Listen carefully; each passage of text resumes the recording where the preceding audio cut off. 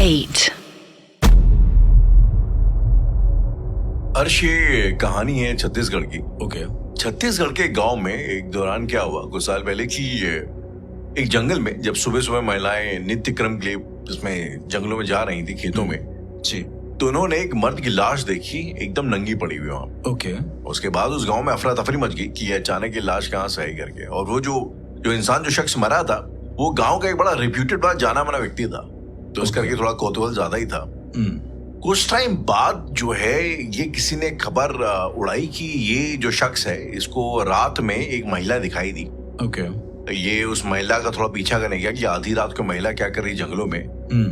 और लोगों का कहना ऐसा है कि वो महिला जो है उसने देखा कि दूर आगे जाके वो एक पीपल के पेड़ पर चढ़ गई। उसने अपने सारे कपड़े उतारे और उसने हवा में अपने मुंह से आग निकाल के कुछ चीजें जलानी शुरू कर दी। जी।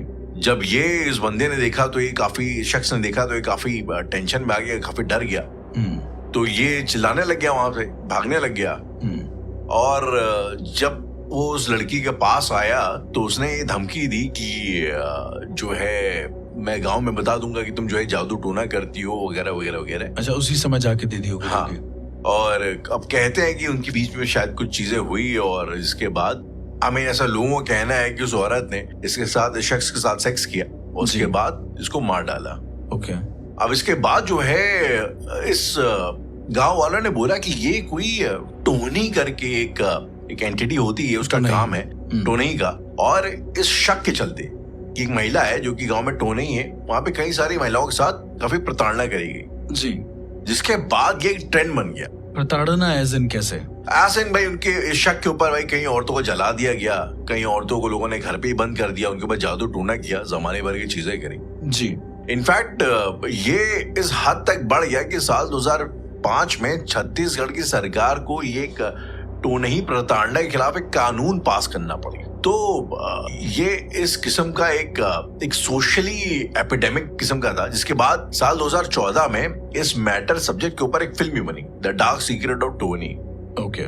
सो आज मेरा सवाल आपसे वही है कि ये जो एक एंटिटी है टोनी, पहली बात तो ये होती क्या है, और दूसरी बात ये इतनी औरतों पे टोनी का शक करके जो उनको मार दिया जाता है, उनके साथ प्रताड़ना करी जाती है, जी, इसका क्या इलाज है? ये किस हद तक कितना सही, कितना जायज, कितना गलत है? पहले तो राहुल, पैरानॉर्मली स्पीकिंग अगर मैं बोलूं तो नहीं एग्जिस्ट करती हैं आज भी। पर क्या वो एक लिविंग एंटिटी होती है या फिर वो लिविंग होती है? और दूसरा ये कि हर औरत को आप टोनही नहीं बोल सकते, आप उनको जला नहीं सकते बोल बोल के। जाहिर सी बात है, हर औरत चुड़ैल नहीं होती, हर औरत टोनही नहीं होती, हर औरत डायन भी नहीं होती। ऑल्सो मैं पहले उस कानून के बारे में जानना चाहूंगा राहुल, जो छत्तीसगढ़ ने कानून पास किया था।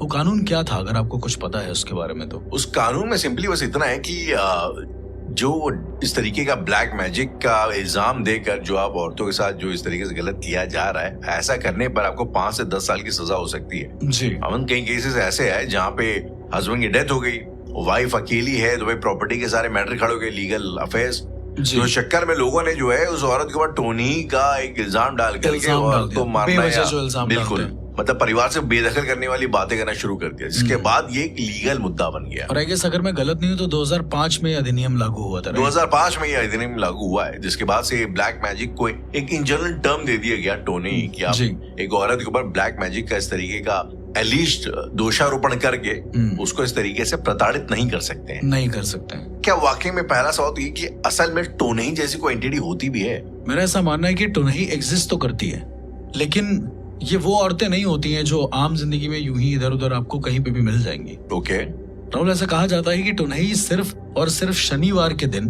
बाहर आती है अपने घरों से। ओके। इसके अलावा और भी ऐसी कई सारे उनके पहचान के तरीके हैं। जैसे एक मत के अनुसार, अगेन मैं बोल रहा हूँ कि हर औरत के साथ ऐसा नहीं होता है।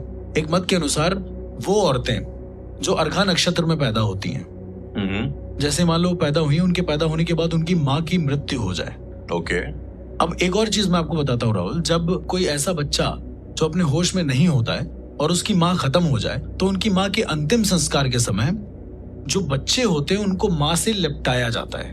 अगर आपको शायद नहीं पता है तो मैं आपको बता दूं कि ऐसा होता है। अगर कोई लेडी है जो प्रेग्नेंट भी है और उसका एक और बच्चा भी है, ठीक है, ओके। अब गर्भावस्था के दौरान उसकी मौत हो गई, ओके, तो जो दूसरा बच्चा उसका जिंदा है, जो थोड़ा बड़ा हो गया है, जी मान लो 3-4 साल का, उसे इस लेडी के शरीर से लिपटाया जाएगा, जैसे हग कराते हैं। ओके ये एक रिचुअल है, बहुत कम जगह होता है पर यह है।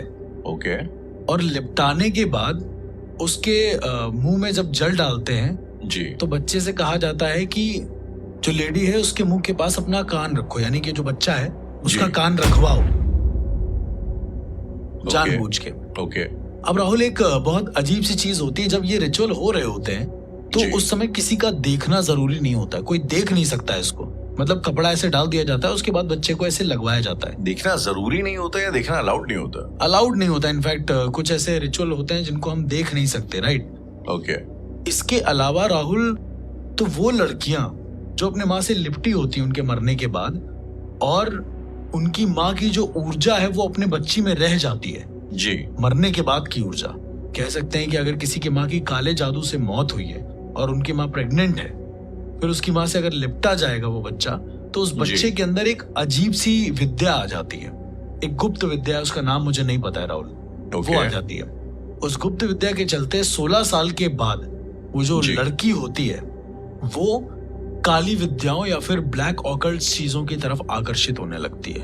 ये केसेस हैं और मैंने मतलब देखा है बहुत सारे ऐसे लोग, 16-17 लोगों को मैं जानता हूँ जो जिनके साथ पूरा यही सेम सिनेरियो हुआ है, और उन लोगों को काली विद्या, डार्क साइंस, जी ऑकल्ट जो होते हैं उनके बारे में जानने की बहुत उत्सुकता रहती है, और एक समय पर आकर वो उस चीज को अचीव भी कर लेती है Rahul. There are lot of people जो ऑकल्ट साइंस के बारे में बात करते हैं, जो तंत्र विद्या के बारे में बात करते हैं, पर बहुत कम ऐसे लोग होते हैं जो उसको अचीव कर पाते हैं, इजंट इट?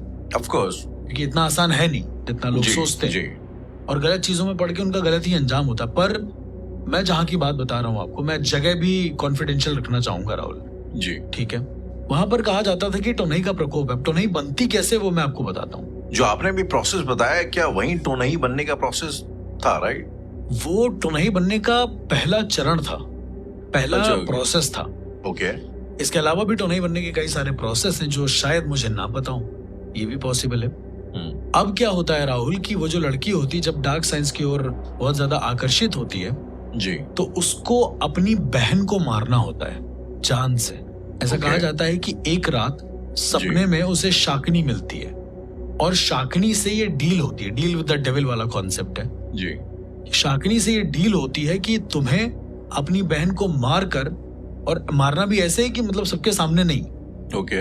कहीं जंगलों में ले जाके उसे मारना है, उसके शरीर को शाकनियों को देना है, ओके। और उसका जो कपाल है, जो हेड है, उसकी साधना करनी है, उससे पूजा करनी है। ओके। सुनने में काफी बिग टास्क है, पर बहुत सारे लोगों ने किया है Rahul, to be very honest. बहुत सारी ऐसी तंत्र साधिकाएं हैं जो आज भी बनारस में आती हैं, और वो टोनई हैं, उनसे लोग बच के रहते हैं। वो इस बात को एक्सेप्ट करती हैं कि वो टोनई हैं। वो कहती हैं कि मैं टोनई हूँ। ओके। अब मैं पर्टिकुलर किसी को नहीं कहता हूँ कि ये टोनई है, नहीं है, या फिर ऐसा कुछ जी। पर राहुल, फिर उन लोगों को उस कपाल के ऊपर साधना करनी पड़ती है। उस कपाल को अपने हेड पर रखना होता है, दोनों हाथ कपाल को पकड़े होते हैं जी, और फिर वो लड़कियां साधनाएं करती हैं शाकनियों की। ओके। अब वो लड़की ने जब साधना करी शाकनियों की, और शाकनियों की साधना करने के बाद वो शाकनी आती है, उनसे बात करती है जी। तो ये लोग कहते हैं कि तुम मेरे अंदर बस जाओ, पर ऐसा हो नहीं सकता, तो शाकनियां अपनी कुछ शक्ति जी इन टोनई को दे देती हैं। ओके। पर एक बड़ी अजीब सी बात है, इन टोनई की ताकत सिर्फ और सिर्फ 1 हफ्ते रहती है। जो शाकनी आती है ये लोग अपनी शक्ति देने के लिए जी, तो अर्श, क्या एक कोई प्री रिक्विजिट होता होगा ना कि आपके अंदर शायद आपने एक ये प्रोसेस किया हो, उसके बाद ही शायद शाकनी या कोई भी लेडी जाए? अब देखिए, जैसे मैंने आपको बताया कि वो लोग तंत्र मंत्र में बहुत ज्यादा इंटरेस्टेड होती हैं, इन सब चीजों को जानती हैं। ओके। और डिस्क्रिप्शन में ये है कि वो हाफ डायन हाफ शाकिनी होती हैं, आधी डायन और आधी शाकिनी। डायन कैसे राहुल? क्योंकि उन्होंने साधना करी है, ओके। वो चरम सीमा पर पहुंची है, लेकिन उतना ऊपर नहीं पहुंच पाई है। शाकिनी कैसे? कि उन्होंने शाकिनियों की साधना करी है, वो भी अपने ही बहन के कपाल से। ओके। तो शाकिनियां उनको अपनी शक्ति देती हैं। क्या ये इसकी एक शर्त होती है कि आपको अपनी बहन के कपाल पे ही करना होगा? यही एक शर्त है, सगी बहन के अपनी कपाल ही पे? सगी बहन के कपाल पर। और ये एक शर्त होती है शाकनियों की, अगर ये जैसे बहुत सारे ऐसे तंत्र साधनाएं होती हैं जिसमें एक बच्चे का कपाल यूज होता है, बहुत सारी ऐसी साधनाएं होती हैं जिसमें एक तेली का कपाल यूज होता है, ठीक है, एज इन तेल लेने वाले का। हाँ, और तेलिया मसान कहते हैं उसको, वो बहुत बड़ी चीज है जिसके बारे में हम फिर कभी बात करेंगे। ओके। देन राहुल क्या होता है कि ये टोनई बन तो जाती हैं जी। टोनई का मतलब इनको सारे टोने टोटके पता होते हैं। ओके। तो अब ये आम टोटकों से लोगों को मार सकते हैं। चलिए अब मैं इसको थोड़ा सिंप्लीफाई करता हूँ जी। एक गांव में एक टोनई थी, वो क्या काम करती थी राहुल, सिर्फ और सिर्फ सरसों के जो बीज होते हैं वो किसी के घर के सामने डाल देती थी। राई के दाने। राई के दाने। ओके। और जैसे ही कोई भी इंसान उसको क्रॉस करता था वो इंसान मर जाता था, उसकी मौत 1-2 दिन में हो जाती थी। ओके। राहुल आप एंटिटीज से बच सकते हो क्योंकि आपको तरीके पता होते हैं, लेकिन आप टोटकों से कैसे बचोगे? एक ऐसी औरत जो टोने टोटके करती है, और औरत नहीं, वो शाकनी के कर्म पद्धति पर टोने टोटके करती है। तो जरा सोचो, एक इंसान अगर नॉर्मल टोने टोटके करता है तो इंसान को असर कर जाता है कहीं ना कहीं, लेकिन अगर उसी में एक आत्मा की ताकत जुड़ी हो, बड़े प्रिसाइज तरीके होते हैं राहुल इनके। जैसे किसी के घर के सामने बेवजह नारियल फेंक जाना। ओके। और सिर्फ इतनी सी चीज से इंसान की बर्बादी शुरू। कैसे? वो इंसान जैसे ही बाहर निकलेगा वो नारियल को देखेगा, वो उसे टोकेगा। द मोमेंट तुम टोकते हो तुम टोनई के बस में आ जाते हो। क्या इसीलिए इसको टोना टोटका बोला जाता है? नहीं, वो टोना टोटका is a different thing, but टोनई के केस में तुम्हें टोकना नहीं है कुछ। द मोमेंट तुमने टोक दिया तुम्हारे ऊपर वो चीज आ जाएगी। एक परिवार को मैं जानता था राहुल, जिनके घर के आसपास टोनई रहती थी, उनका ऐसा मानना था। पर मेरा तो ऐसा बिल्कुल मानना नहीं था क्योंकि ऐसी चीजें तो 2 मिनट में सॉल्व हो जाती मेरे हिसाब से। और राहुल एक दिन उनके घर के बाहर मैंने क्या देखा कि 7 पंख पड़े हुए हैं, नॉर्मल मुर्गे के और किसी भी बर्ड के हो सकते हैं वो। तो उन पंख को मैं क्या देखता हूँ कि मैं जब हटाने जाता हूँ तो थोड़ा हट जाता हूँ पीछे क्योंकि कॉल आ गया होता है। उन पंख के ऊपर से 3-4 जो मोहल्ले के कुत्ते होते हैं वो निकल जाते हैं। और फिर मैं क्या देखता हूँ कि वो कुत्ते आगे जाके एक साथ मर गए, जमीन पर गिर गए। मतलब ऐसे ही अचानक? हाँ, क्योंकि उसके ऊपर से चले। अच्छा, वो पंख वहां से हट गए थे। ओके। क्योंकि कुत्तों के पैर में वो पंख फंसे हुए थे। ओके। और वो सारे कुत्ते मर चुके होते हैं और कुत्तों के चेहरे भी हंसते हुए होते हैं, मतलब उनके दांत बाहर होते हैं जब वो मरे होते हैं। तो इसका क्या मतलब है? लॉजिकली तो कोई मतलब है नहीं, शायद वो मर गए हैं, उनके साथ ऐसा हो गया है। लेकिन मेन बात यह है कि सिर्फ पंख के ऊपर से गुजरने से कोई मर सकता है। चलिए मैं इसको और ज्यादा बताता हूँ। तो उनके घर में वो टोनई आती थी और एक लाल कपड़े में कुछ बांध के फेंक जाती थी हमेशा। ओके। और जब जब वो लाल कपड़ा फेंका गया उनके घर की बरकत नहीं हो पाई है। एक दिन मैं उनके घर में यूं ही बैठा था, चाय वाय पी रहा था, उनके घर में फेंका किसी ने कुछ, आवाज आती थी फेंकने की। ओके। मैं नीचे गया तो एक बड़ी सी पोटली में कुछ फेंका गया था, लाल पोटली थी। ओके। काले धागे से बंधी हुई थी। तो मैंने उसको खोल दिया बिकॉज मुझे डर नहीं लगता है, to be very honest. But normally अगर ऐसा कुछ हो तो आई थिंक एडवाइजेबल है कि उसको मत खोलो, बिकॉज मेरे ऊपर गुरु का आशीर्वाद है, मेरे ऊपर कई सारी चीजें हैं। तो मैंने उनके परिवार को बचाने के लिए खोला था। मैं देखना चाहता था कि आखिर ये है क्या। तो मोमेंट मैंने उसको खोला है जी, थोड़ी सी बदबू आई उसके अंदर से, लेकिन मेरी आंखें कहीं और चली गई हैं। तो आपने देखा होगा कुछ ऐसे घर होते हैं जिनकी बाउंड्रीज छोटी होती है, राइट जी। तो मैंने देखा क्या है कि वो औरत वहां साइड में एक पिलर के पास खड़ी हुई है, घर के बाहर थोड़ा दूर पे। ओके। और वो जैसे मना करते हैं, हाँ, वो वैसे मुझसे कह रही है ओके, कि मतलब इसको छूना मत। ओके। और उसके बाद वो औरत वहां से चली जाती है। उसके अंदर राहुल सड़ा हुआ मांस होता है, किसका वो मुझे नहीं पता। उसके अलावा उसके अंदर कुछ नाखून मिले बड़े बड़े। ओके। और उसके अंदर जो हिरन होते हैं उसकी सींग मिली, छोटी सी। अब वो हिरन सींग, अब मुझे ऐसा लग रहा था या फिर कुछ ऐसे कोई जानवर होगा जिसकी सींग छोटी होगी, वो मिली। इसके अलावा एक बहुत बड़ी चीज मिली जिसे हम लोग सियार सिंघी बोलते हैं। मैं आपको आज ये शायद पहली बार आप नाम सुन रहे होंगे, सियार सिंघी। सियार सिंघी, सियार का सींग, सियार का सींग तो होता है काइंड ऑफ। ओके। सियार का सींग नहीं, उसके नाक के ऊपर के बाल होते हैं, वो उसे हम सियार के सिंघी बोलते हैं। तो सियार सिंघी का उपयोग काले जादू में या फिर काले तंत्र में बहुत समय से चला आया है। आसाम के कई सारे ऐसे लोग हैं जो सियार सिंघी का उपयोग करते हैं वशीकरण में। ओके। लेकिन लेट मी टेल यू कि अब क्योंकि बहुत सारे लोग सुन रहे होंगे, उन्हें ये लग रहा होगा कि मैं इन्फॉर्मेशन दे रहा हूँ। सियार सिंघी ढूंढना इतना आसान काम नहीं है, जाहिर सी बात है। दुकानों में मिलती है बट वो एक अलग चीज होती है, वो सियार सिंघी नहीं होती है। उसके अंदर चुड़ैल दाना भी था राहुल। ये क्या होता है चुड़ैल दाना? आप अगर किसी पंसारी की दुकान में जाएंगे तो आपको मिल जाएगा।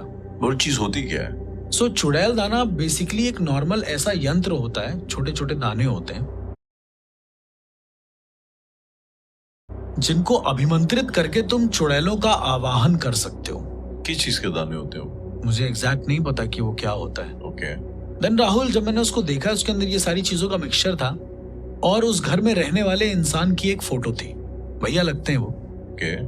अब राहुल, ये थोड़ा सोचने वाला विषय था क्योंकि उस टोने को मैंने खोल दिया था, मैंने टोक दिया था उस टोने को जी। उस टोनई के इस टोने को मैंने टोक दिया था। मुझे ऐसा लग रहा था कि शायद ये मेरे ऊपर असर करेगा। और राहुल, वो पहला दिन था जब मेरे से गलती हुई थी, पहला और आखिरी शायद। वो खोलते ही, तस्वीर निकालते ही वो भैया की तबीयत खराब हो गई, बहुत ज्यादा। ओके। मतलब उनको एक तरीके से पानी की कमी हो गई है शरीर में। ओके। इसी के साथ साथ वो बोलने लगे हैं कि मैं मर जाऊंगा, मैं मर जाऊंगा। एकदम अचानक बैठे बैठे? बिल्कुल। ओके। उन्होंने कहा है कि यमदूत यहीं पर बैठे हुए हैं। मतलब एक ऐसे तरह का जादू जो जी। तुम्हें उस मोमेंट पर ले जाए जहां इंसान मरने वाला होता है। आपने ऐसी चीज कई बार Right, मरने वाले of लोगों course, के मुंह हाँ। से सुनी होंगी, बट वो मर नहीं रहा था, वो जिंदा था। गिर गया था बेड पे। राहुल, मैंने सारे जतन कर डाले उसको सही करने के, क्योंकि मेरी वजह से हो रहा था वो। जी। ये मैं एक्सेप्ट करता हूँ, मेरे ही भाई थे वो, तो उसको खुल के मैं एक्सेप्ट करता हूँ। उसके बाद मैंने अपने गुरु की मदद ली, एक बहुत परम सिद्ध अघोरी थे, मैंने उनकी मदद ली। तो उन्होंने कहा कि जिस टुनई ने ये जादू करा है उसके कपाल को तुम्हें छूना होगा और तब जाकर ये तुम्हारे भाई सही हो पाएंगे। लेकिन आपने बताया अर्श कि जब वो आपने देखा उसकी उस औरत की हो तो वो आपको मना भी कर रही थी इसको खोलने से। एग्जैक्टली। मैंने अपने गुरु से पूछा तो उन्होंने कहा कि जब भी कभी कोई टोना किसी चीज के लिए होता है जी। और आप उसको छू लें तो वो चीज कट जाती है, पर ऐसा हुआ नहीं। पर ऐसा हुआ नहीं। उन्होंने कहा क्योंकि तुम्हारा जो शरीर है वो एक साधक का शरीर है, ओके। वो आम इंसानों के लिए होता है। खैर फेयर इनफ, मैं भी एक इंसान ही हूँ, लेकिन मैं इन सब चीजों में ज्यादा हूँ, राइट। जी। तो कोई ना कोई ऐसी शक्ति है जो मेरी रक्षा करेगी। ओके। तो वो डाइवर्ट हो गई उसके ऊपर, उस इंसान के ऊपर। जिसकी फोटो थी वहां पे। अब कपाल को छुए कैसे राहुल? वो टोनई तो मुझे दिखती भी नहीं थी कभी कभी। मेरे लिए बहुत बड़ा टास्क था। देन जब मैंने अपने गुरु से समझाया तो उन्होंने कहा कि इसको बनारस लेकर आओ। देन मैं इस आदमी को बनारस लेकर गया। राहुल, अब इसे आप मेरा हेलुसिनेशन कहें या कुछ भी कह लें, मैंने जी। उस टुनई को उस बनारस में देखा, पर यह पॉसिबल नहीं है क्योंकि हम लोग फ्लाइट से गए थे 1 घंटे के अंदर अंदर। ओके। और वो टुनई वहां कैसे थी मुझे नहीं पता, शायद चली गई हो, ये भी पॉसिबिलिटी हो सकती है। पर अगेन वो वहां पर खड़े होकर गला हिला रही थी। मैंने अपने गुरुदेव से पूछा कि वो गला क्यों हिला रही है। उसने कहा कि अगर वो गला हिला रही थी और तुम उसका जवाब दे देते कि ओके या फिर ऐसा कुछ सहमत हो जाते तो तुम्हारे शरीर की सारी चेतना उसको मिल जाती, सारी चीजें उसको मिल जाती। वो इतनी ताकतवर होती हैं कि एक साधक के शरीर को भी काबू कर सकती हैं। आई मीन अर्श, कुल मिला के लॉजिक ये हो रहा है कि अगर टोनई कुछ ऐसा फेंकती है तो आप उसको या तो इग्नोर कर दें टोटली।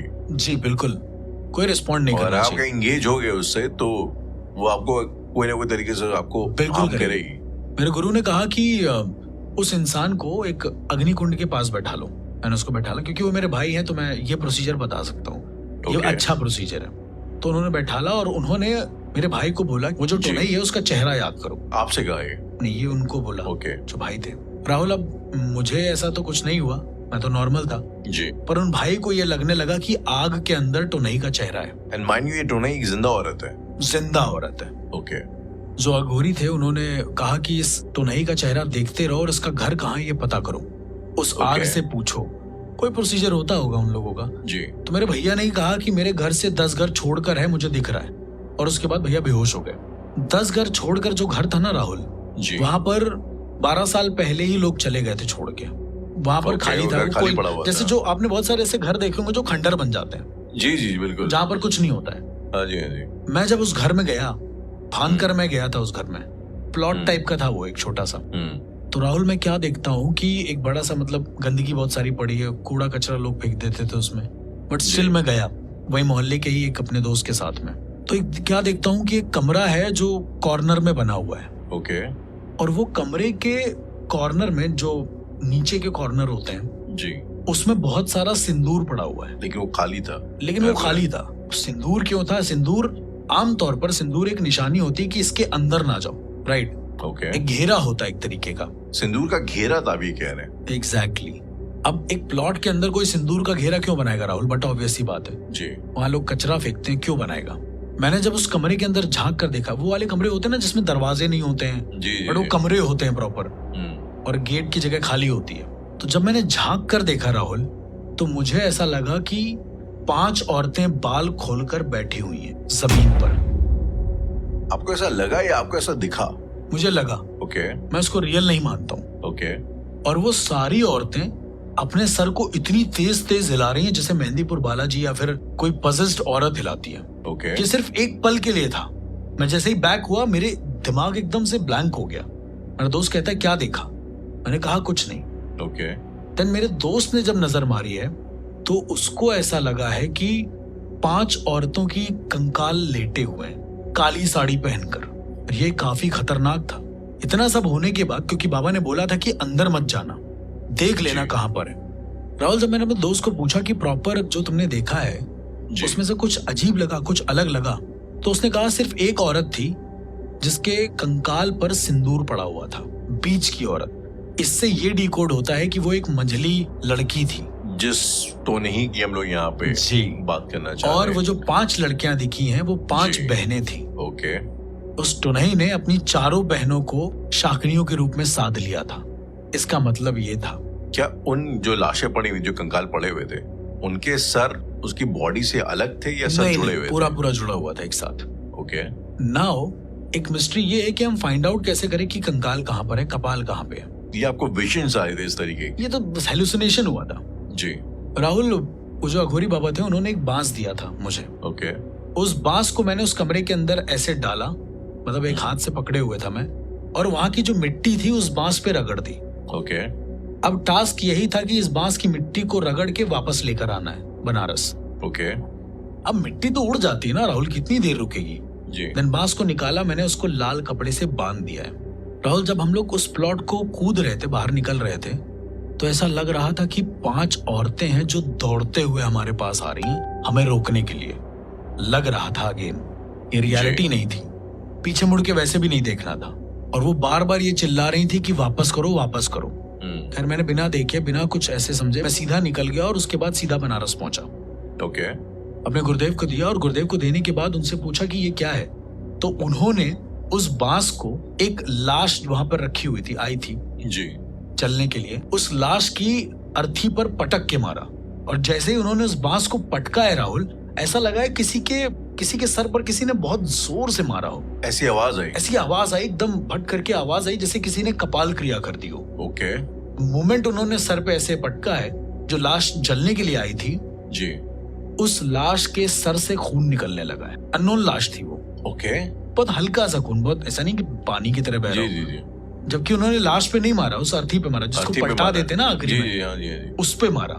और जैसे ही ये मारा है, जो मेरे भाई थे जिनको दिक्कत हुई थी, उनको वॉमिट हुई जोर से, और वॉमिट के साथ साथ वो सही हो गए। उस वॉमिट के Okay. ऊपर उन्होंने मिट्टी डाल दी और उसको दबा दिया प्रॉपर। फिर मेरे गुरुदेव ने बोला कि तुमने उस तोनही के कपाल की क्रिया कर दी है, याद रखना 12 दिन तक तुम बनारस से बाहर नहीं जाओगे। मतलब मुझे बोला, मेरा भाई जी। तो जा चुका था, जी। सगा भाई नहीं था, वो मुंह बोले भाई होते हैं जैसे।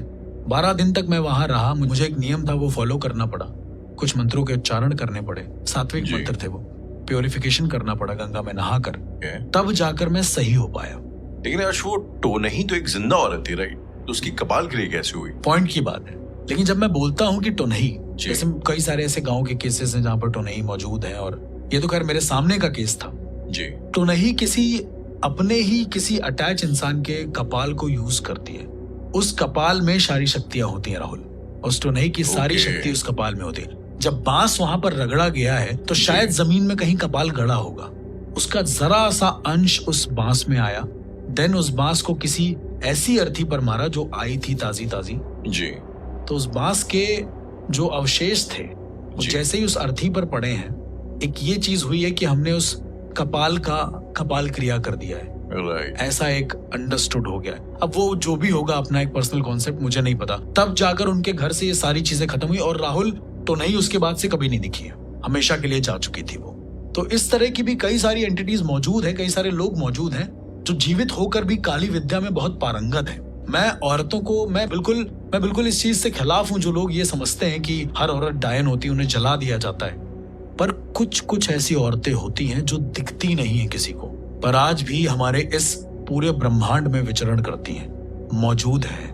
अर्श, ये कॉन्सेप्ट सोचने में बड़ा खौफनाक सा लगता है। इवन फैंटेसी सा भी लगता है ये सब चीजें। फैंटेसी तो क्या लगता ही है, लेकिन इतना खौफनाक लगता है कि एंटिटी जो कि जिंदा है, जैसे कि आपने ब्रह्म बेताल के बारे में बताया और ऐसे अभी आपने एक टोनही के बारे में बताया जी, मतलब ये हमारे जिंदा है, हमारे आसपास ही है जी। और ये हमारी लाइफ को इफेक्ट कर सकती है। राहुल, मैं एक और बात बोलना चाहूंगा।